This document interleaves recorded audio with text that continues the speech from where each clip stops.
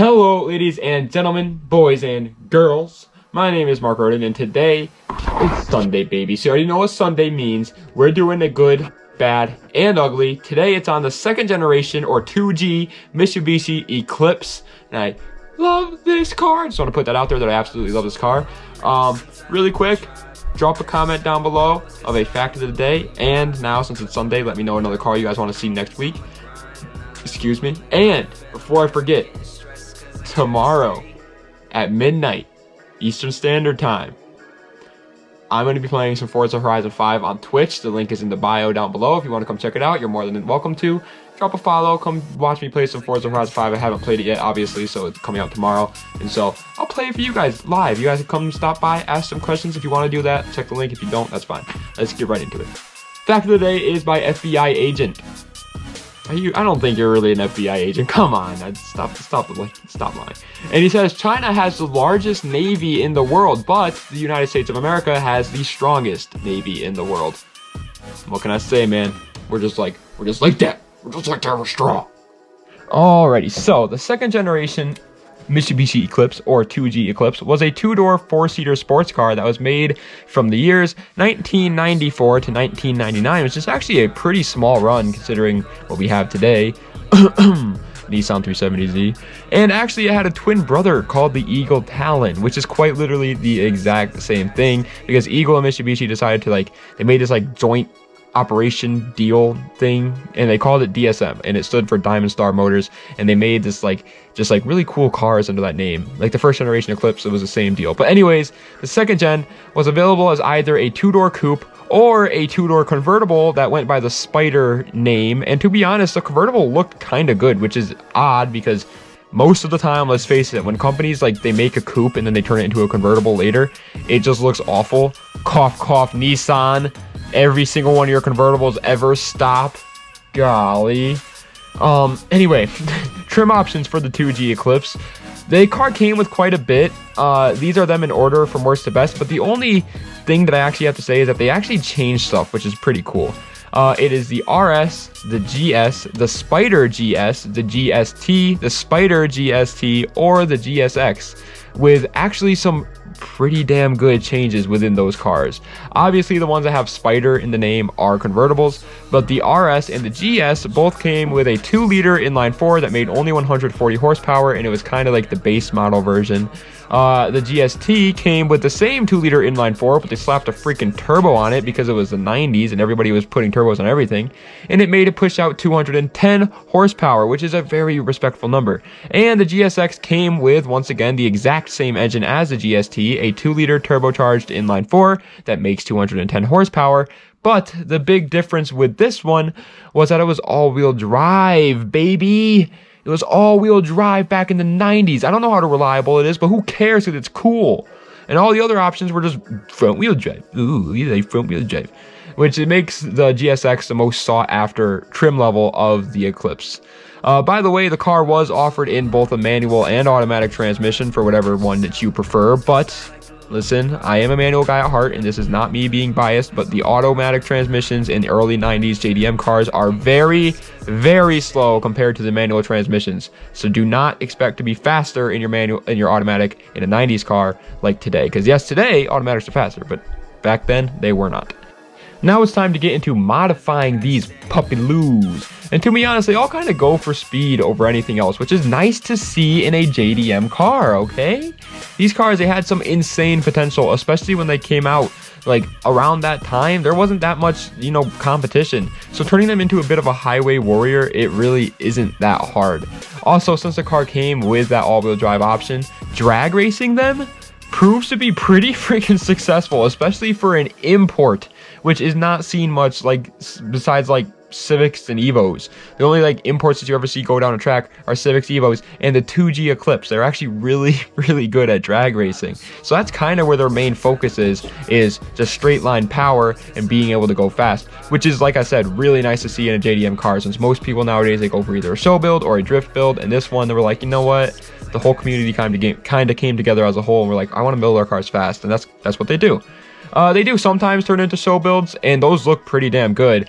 But for the most part, people just build it up to make up around I'd say 600 horsepower and call it a day, which is a lot of horsepower, by the way. Then you just freaking gap Lamborghinis on the highway, and it's scary. But the show builds, honestly, they look pretty good. The only problem is there's not like a huge aftermarket support for the cosmetics, and so it's not like they can build it into something crazy.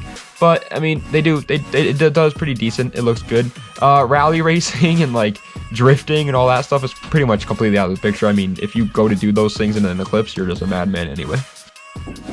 Now it is time to get into the good, the bad, and the ugly. And the way that this works, in case you're new here, is we go over the good first, which are things that are just handy, dandy, mandy, great about the car, and you can't lie that they're a good thing. Then we get into the bad, which are things that are kind of just take it or leave it. It's like, okay, yeah, it could be a problem if you care, but it could also not be a problem if you don't care. And then we finally get into the ugly, which are things that are just god awful about the car, and you can't admit they're terrible. They're not fun, and you have to address them immediately. And we'll start with the good first off, because I am just happy puppy. And first is the price. Yes, they are an old car that will give you some problems, but they still can be found for right under like $3,000 all day, especially if you want a Spider. If you want a Spider, it's under $3,000 easily. And that's a really good price for what you're getting.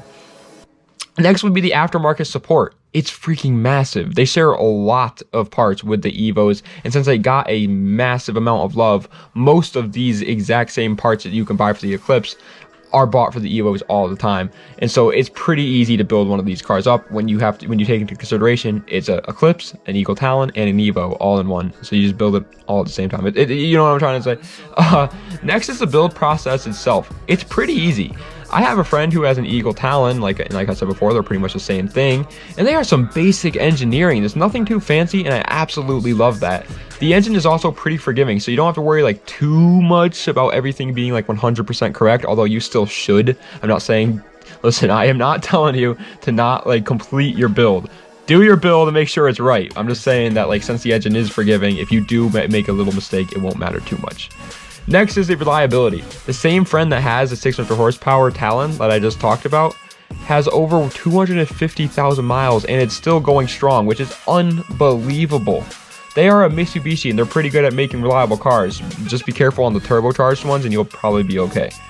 Next is the looks. I mean, they're freaking timeless. They used this car as a cover car for the the very first Fast and Furious movie. It looks sick, man, alright? Yes, maybe it's not everybody's taste, but for the most part, it's a cool looking car, especially if you start modifying it and start getting into it and cleaning it up. Next is the daily drivability is pretty good too, especially for a sports car. They just have some problems because of the fact that they are a sports car that's old, which is expected. And make sure you pick one up that's been well loved, because these can get pretty bad if you don't take care of them. But daily driving them is actually pretty damn easy, especially considering the front wheel drive or all wheel drives. You don't have to worry too much about the winter. Now it's time for the bad, and like always, we're going to start off with the sound. It's up to you. Personally, I'm completely neutral on that. I don't think it sounds bad, but I don't think it sounds good either. Here's a clip, you decide.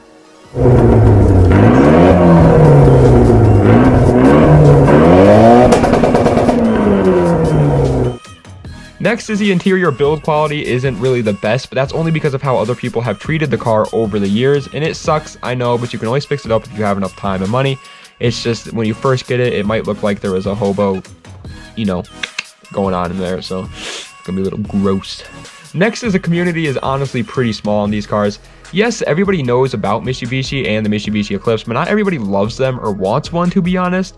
And it kind of sucks because they deserve love, but since they don't get all that love, it's not like it's super easy to go out there and find out what's wrong with their car or find other people that you want to go on a cruise with, because there's not that many of them out there.